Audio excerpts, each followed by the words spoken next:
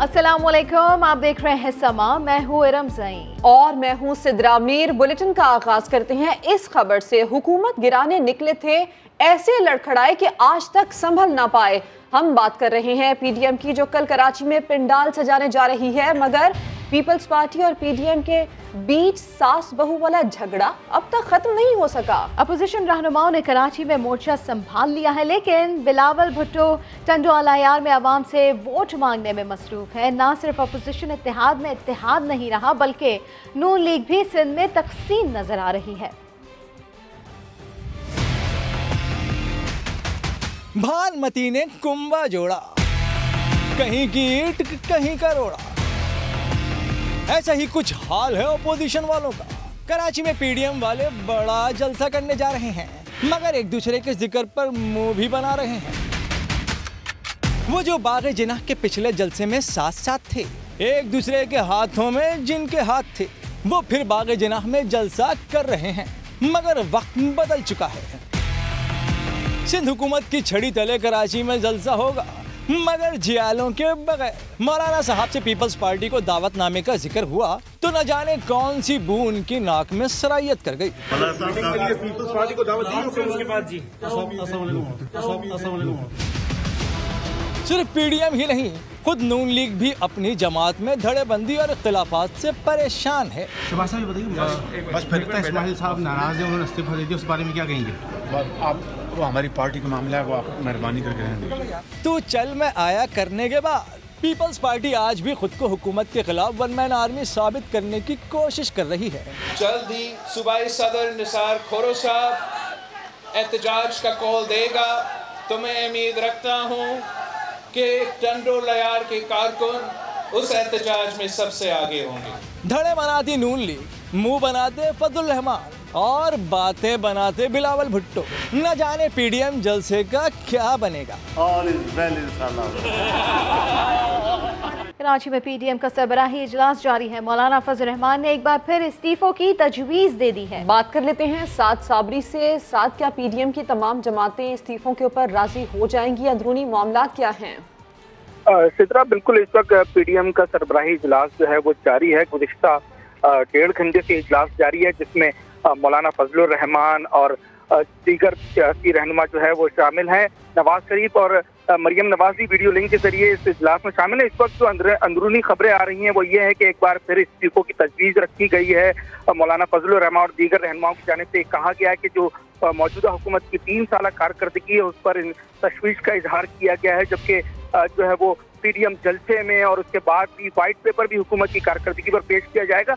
इस्तीफों पर बार बार जोर दिया गया है। यहाँ तक मौलाना फजलुर रहमान की जानिब से भी कहा गया है कि हुकूमत को इस हुकूमत के खात्मे के लिए जेल भरो तहरीक तक भी जा सकते हैं और हर सतह पर कोशिश की जाएगी कि मौजूदा हुकूमत की जो नाअहली है उसे ख़त्म किया जाए और उस हुकूमत को गिराने के लिए पीडीएम जो है वो अपना भरपूर इजलास जो है वो किरदार अदा करेगी। जो मौजूदा अफगानिस्तान में सूरत हाल है, जो तब्दीलियाँ आई है, उसके हवाले से भी बात की गई है कि पाकिस्तान पर और खित्ते में उसके क्या असरात पड़ेंगे। मईशत के हवाले से जो है वो तशवीश का इजहार किया गया है।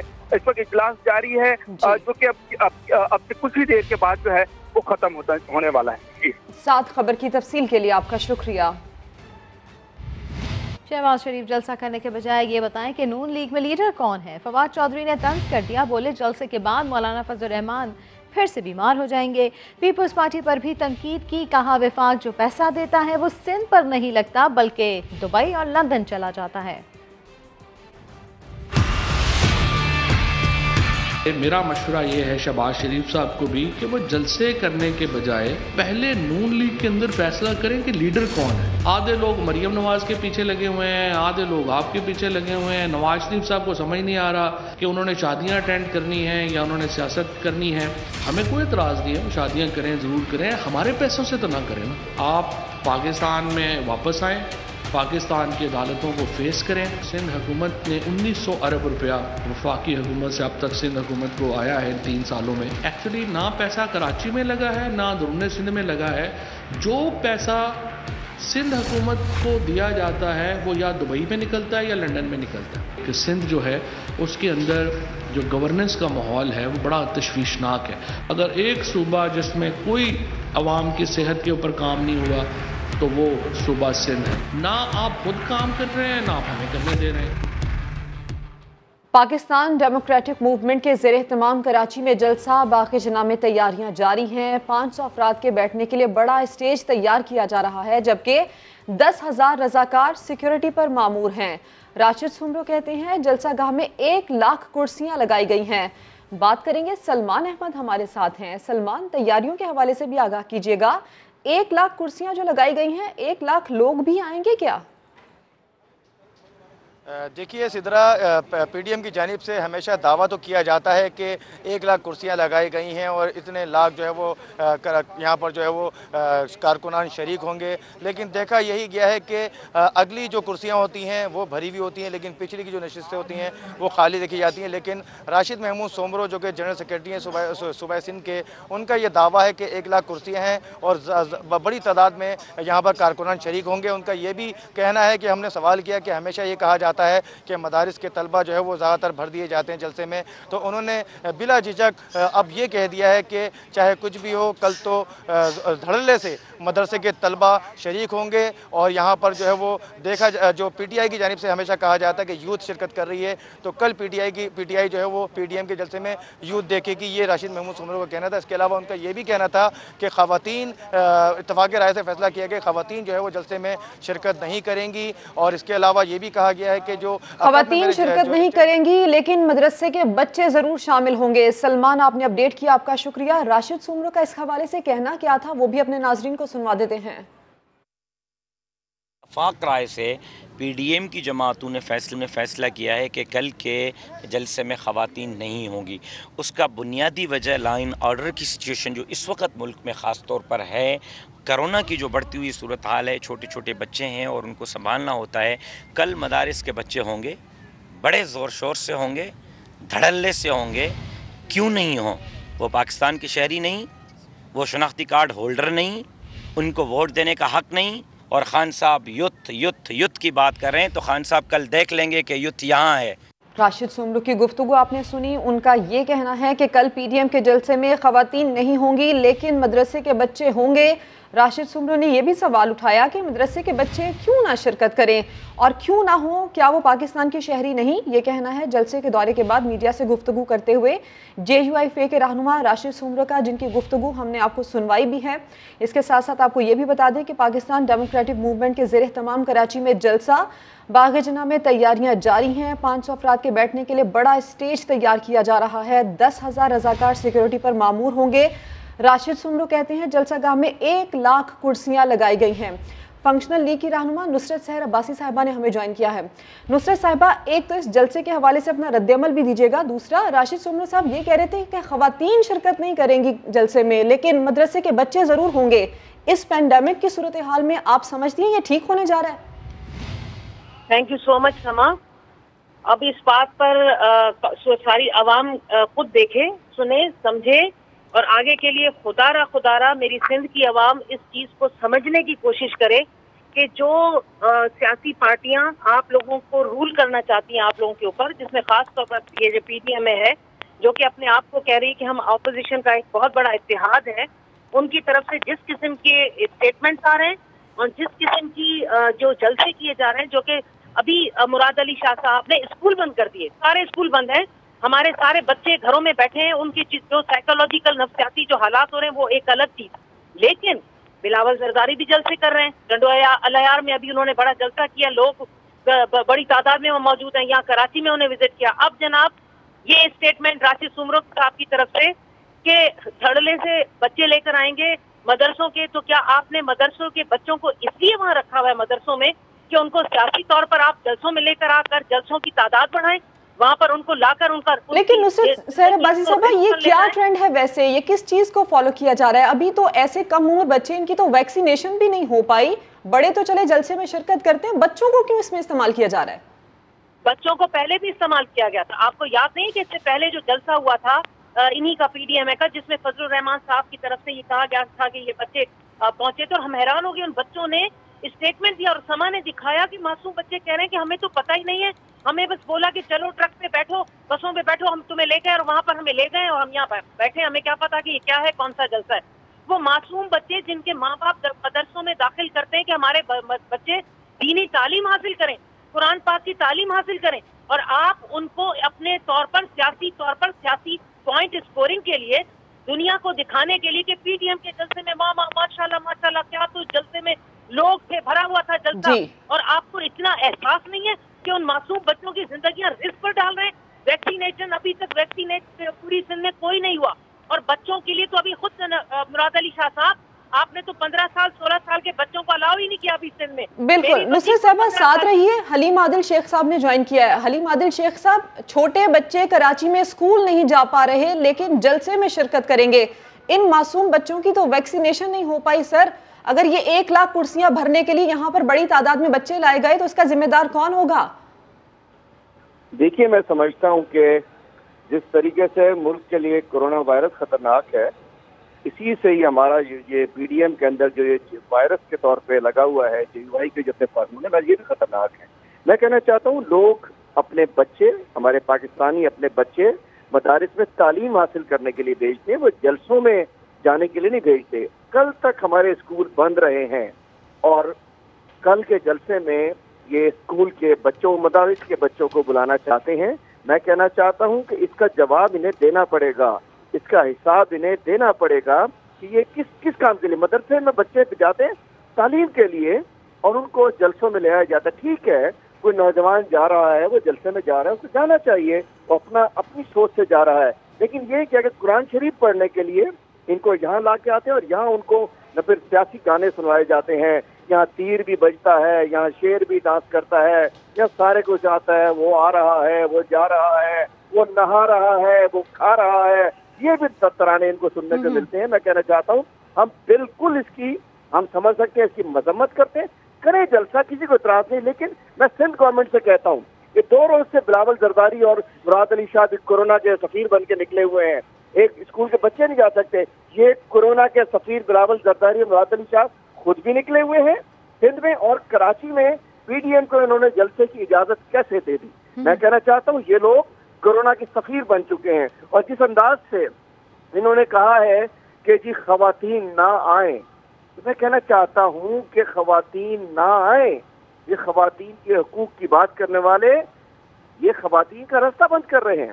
ठीक है, अगर कोई आता है, नहीं आता है, जबरदस्ती नहीं लाना चाहिए, लेकिन इससे पता चल जाता है कि इनको पता है कि इनके जलसे में खवातीन के साथ या तो कुछ गलत होने वाला है, या ये कि ये खवातीन के हकूक पे नहीं समझते, खवातीन को बराबर में नहीं समझते, कि खवातीन को उस जगह नहीं समझते कि जहाँ खवातीन में बराबरी का हकूक होना चाहिए। मैं कहना चाहता हूँ, कल ये जो कुछ कर रहे हैं, ये मदरसे के बच्चों का इस्तेसाल कर रहे हैं, कल ये जो करने जा रहे हैं, इसको सिंध के अवाम माफ नहीं करेंगे। हमने मदारिस में बच्चे इसलिए नहीं भेजे कि आप जाएं, आपका मौलवी साहब को उठाकर जलसे के अंदर लेकर आ जाए, इसलिए नहीं भेजे थे। और बात यह कि ये पीडीएम किस मुंह से आ रही है?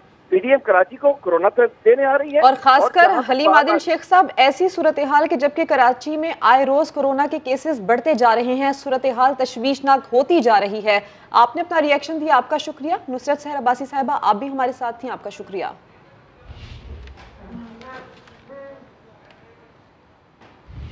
वज़ीर-ए-आज़म के मामले ख़ुसूसी शहबाज गिल कहते हैं पीपल्स पार्टी पीडीएम से दगा कर रही है, पाँव पड़ने वाले को माफ़ी मिलेगी और ना गिरेबान पकड़ने वाले को लूटे हुए पैसे देना ही होंगे। पीपल्स पार्टी ज़्यादा राब खा गई है, तो अब पीपल्स पार्टी जो है ना, वो इनके साथ भी दगा कर रही है, जफा नहीं कर रही।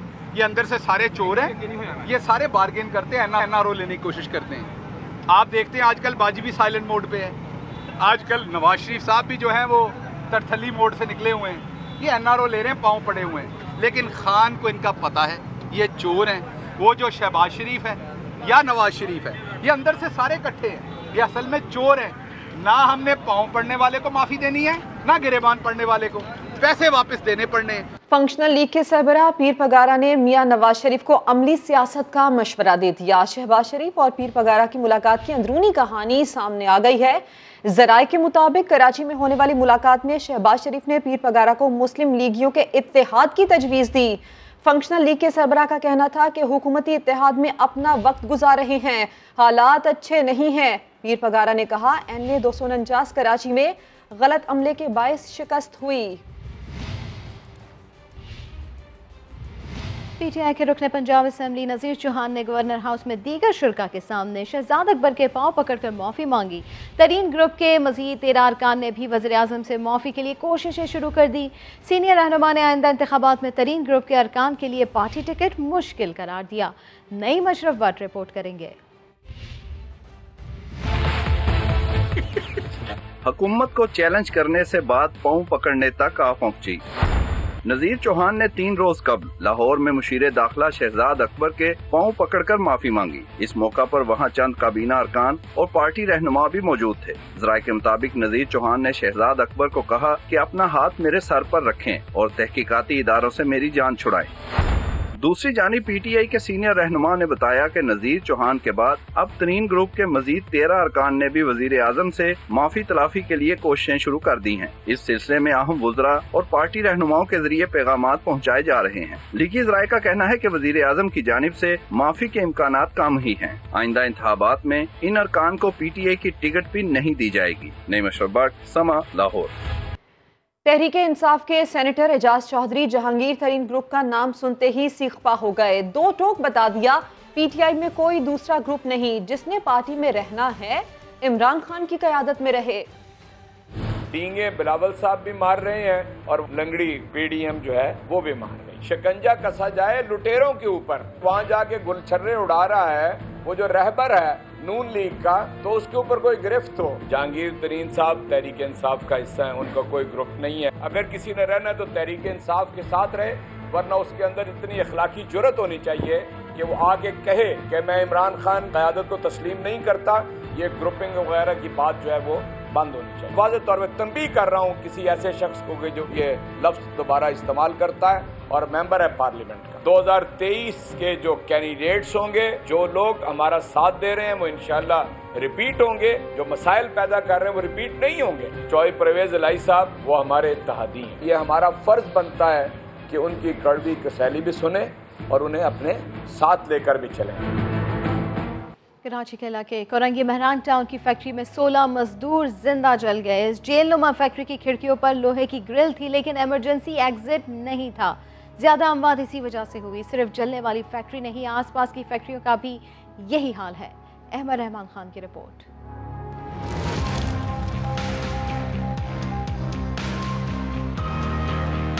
साना मेहरान टाउन को एक दिन गुजर गया। क्या हुकूमती मशीनरी हरकत में आई? क्या इंतजामिया की जानिब से यहाँ पर कायम फैक्ट्रीज का दौरा किया गया? आइए देखते हैं।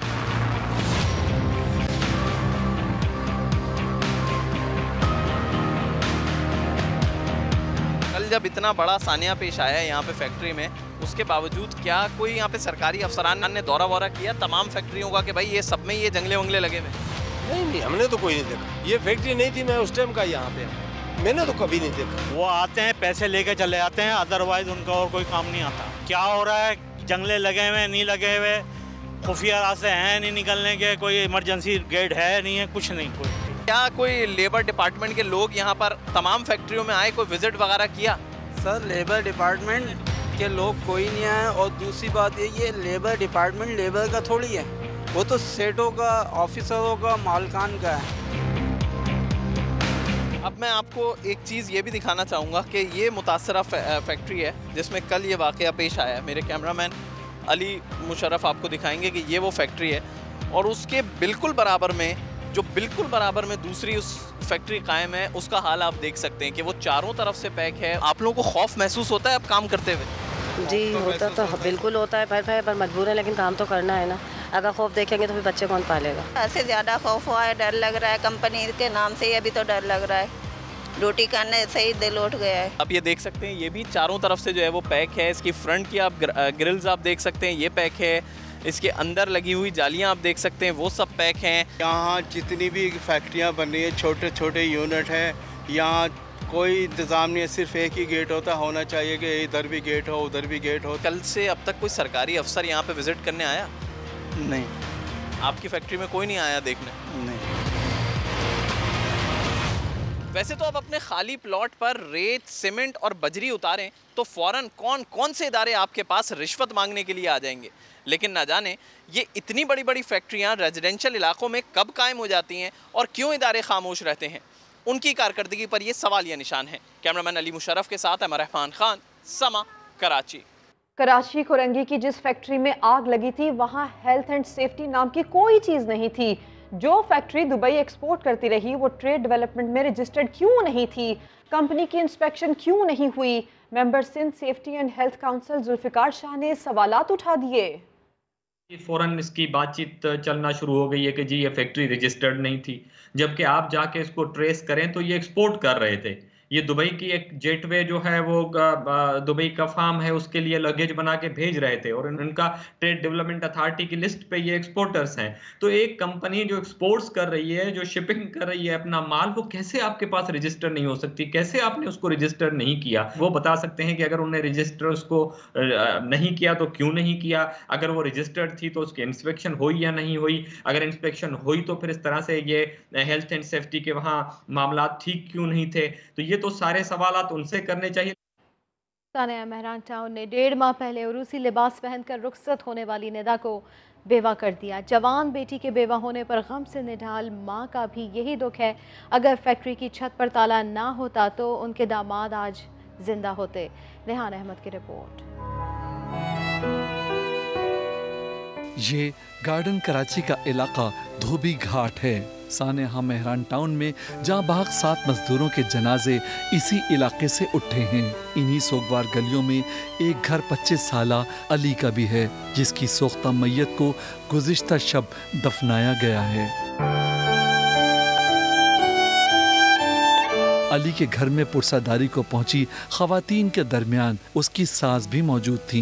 नसरीन ने सिर्फ 1.5 माह पहले ही अपनी बेटी का हाथ अली के हाथ में देकर रुखसत किया था और अब जवान बेटी के सिर्फ 1.5 माह में बेवा हो जाने के गम से निढाल हैं। वो तो रोने से बुरा हाल हो सकता, दुनिया उजड़ गई।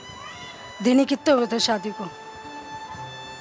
नसरीन ने बताया कि अली ने 1 रोज पहले निदा को मैके लाने का वादा किया था, मगर आज वो खुद अपने दामाद के घर मौजूद हैं। रात को बात हुई है ना, इतना हंसी मजाक से बात हुई है कि कह रहे मैं बाइक लूँगा, परेशानी होती है जाने आने में, बाइक नहीं मेरी चलाना तो सीख लो। तो कह रहा मैं ना जब बाइक ले लूँगा तो चलाना भी सीख लूँगा।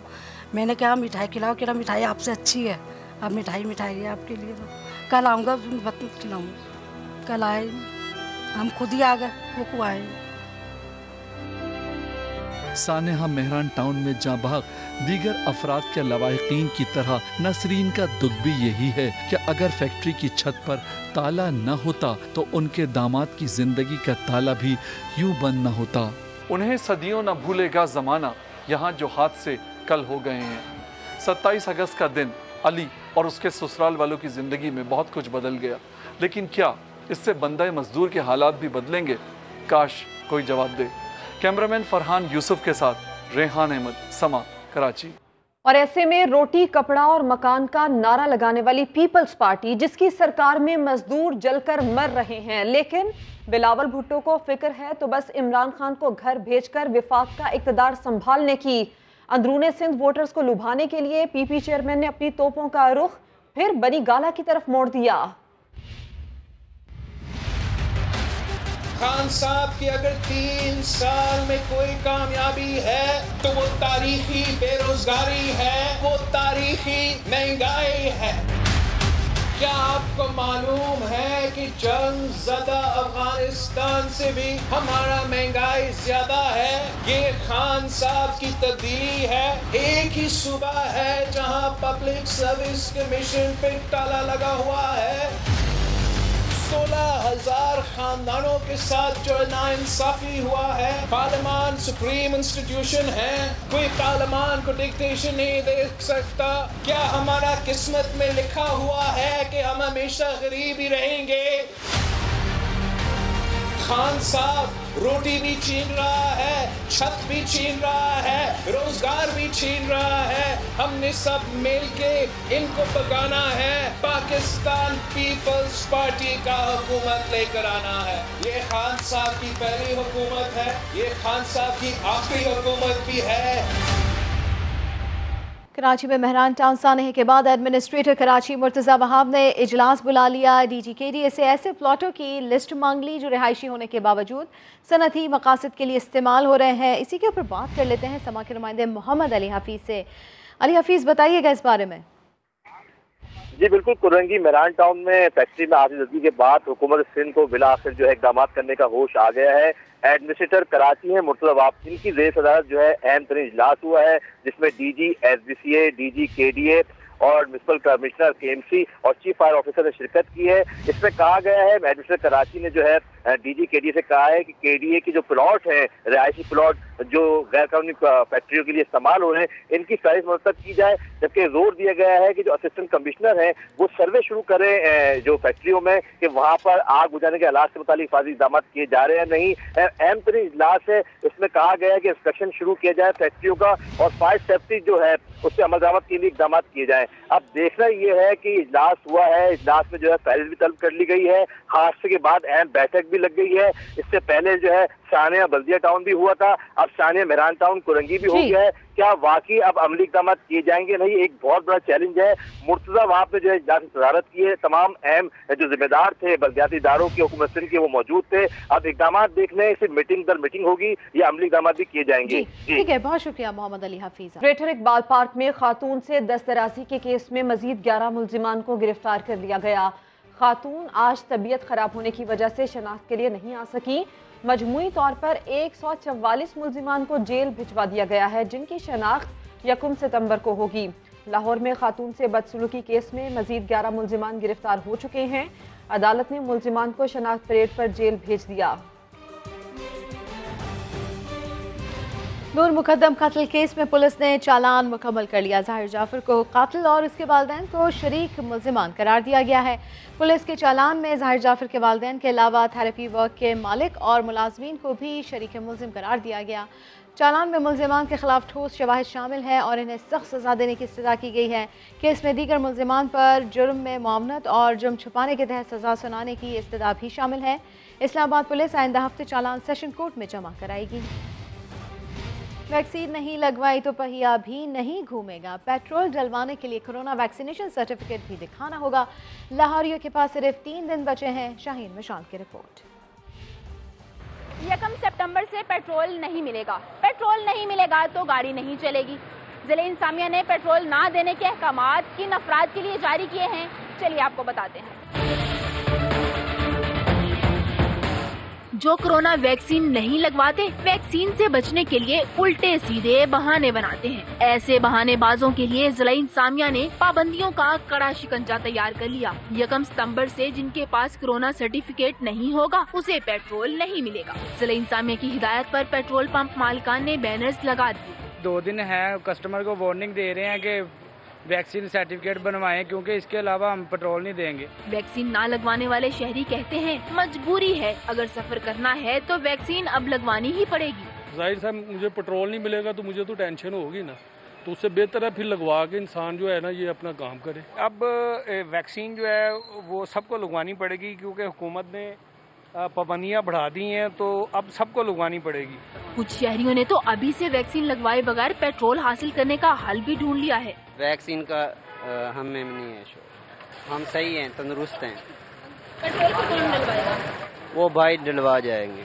जिले इंसामिया ने पेट्रोल पंप पर आर्जी वैक्सीनेशन सेंटर कायम करने का फैसला भी किया है, जबकि 15 सितंबर के बाद शहरी मोटरवे पर भी वैक्सीनेशन सर्टिफिकेट के बगैर सफर नहीं कर सकेंगे। कैमरामैन लियाकत बशीर के साथ शाहीन मिशाल, समा, लाहौर।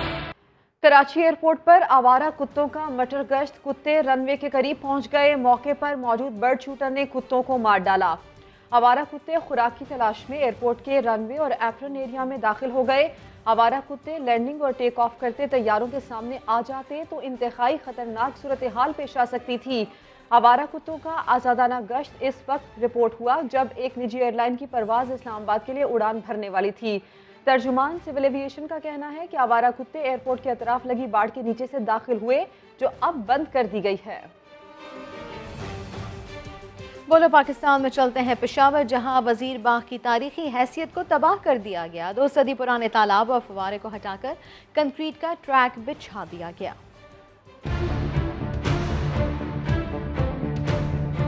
मेरा नाम अमीन खान है और मैं वज़ीरबाग का रहने वाला हूँ। इस वक्त मैं पेशावर के तारीख़ी वज़ीरबाग में खड़ा हूँ और यहाँ पर जो इसकी तारीख़ी हैसियत वो ख़त्म कर दी गई हैं। आइए देखते हो कैसे। वज़ीरबाग की तामीर नो पर तो 10 करोड़ रुपए खर्च की गई, लेकिन बदकिस्मती से जहां मैं खड़ा हूं यहाँ पर पुराने जो तालाब और फुआरे थे वो कंक्रीट से भर दी गई हैं और जिसकी वजह से वज़ीरबाग की तारीख़ी हैसियत और तारीख़ी जो खूबसूरती थी वो मान पड़ गई है। यहाँ पर एक छोटी सी मस्जिद भी हुआ करती थी, लेकिन बाग की ताज़ीन और आराइश के दौरान उसको शहीद कर दिया गया और दोबारा नहीं बनाया गया। हमारा मुतालबा है कि जल्द अज जल्द यहाँ पर मस्जिद बनाएं। यह है वज़ीरबाग का फुटबॉल ग्राउंड जहाँ हम खेलते थे, लेकिन इसकी बहाली के बावजूद भी ग्राउंड का लेवल बराबर नहीं है, कहीं पर अप और कहीं पर डाउन है। यहाँ बारिश के बाद पानी खड़ा हो जाता है, लेकिन इसके निकासी अब का इंतज़ाम नहीं है। कहाँ है हमारा MPA, कहाँ है हमारा MNA? कौन इसकी तारीख़ी हैसियत को बहाल करेगा, कौन इसको ठीक करेगा?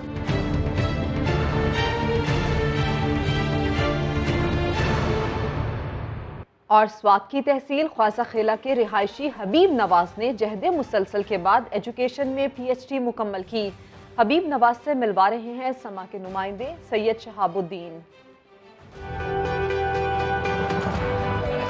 स्वात की तहसील ख्वाजा खेला के हबीब नवाज हिम्मत और हौसले की आला मिसाल। नूर आंखों से गया तो क्या, जिंदगी को इल्म की नूर से मुनव्वर कर दिया। मुश्किलात के बावजूद आला तालीम हासिल की, पेशावर यूनिवर्सिटी से एजुकेशन में PhD की, दूसरों के लिए मिसाल बन गए। यूनिवर्सिटी ऑफ पेशावर एडमिशन देने को तैयार नहीं थी। इसके लिए मैं अपने हक के लिए खैबर पख्तूनख्वा हाई कोर्ट गया और कोर्ट का दरवाज़ा खटखटाया। मेरे फेवर में फैसला हुआ। डॉक्टर हबीब ने नाबीना अफराद के मुतालिक अपनी सुपरवाइज़र का नज़रिया भी तब्दील कर दिया। बैनुल-अक़वामी सतह पे जो मयारात जो है वो केयर की दिए जाते हैं, उनको मद्देनज़र रखते हुए यहाँ की मिसिंग स्टैंडर्ड को हबीब नवाज साहब ने अपनी स्टडी के थ्रू एड्रेस किया है। तो इस टॉपिक पे, इस मौज़ू पे इसको बहुत अच्छी कमांड थी, इसको मोटिवेशन थी, इसकी इंटरेस्ट थी। Government institute for the blind Mingora में बतौर सीनियर टीचर काम करने वाले हबीब नवाज ने हुकूमत से तालीमी इदारों में डिसेबिलिटी सेंटर्स कायम करने का मुतालिबा किया ताकि माजूर अफराद की तालीमी मुश्किलात ख़त्म हो सके। तालीमी मैदान में इनकलाब बर्पा करने वाले मसारत से महरूम हबीब नवाज ने साबित कर दिया कि आज़म और लगन जवाह हो तो माजूरी आगे बढ़ने में रुकावट नहीं बन सकती। कैमरामैन फरजंद अली के साथ सैयद शहाबुद्दीन, समा, स्वात। अभी एक ब्रेक, जिसके बाद होंगी हेडलाइंस। देखते रहिए समा।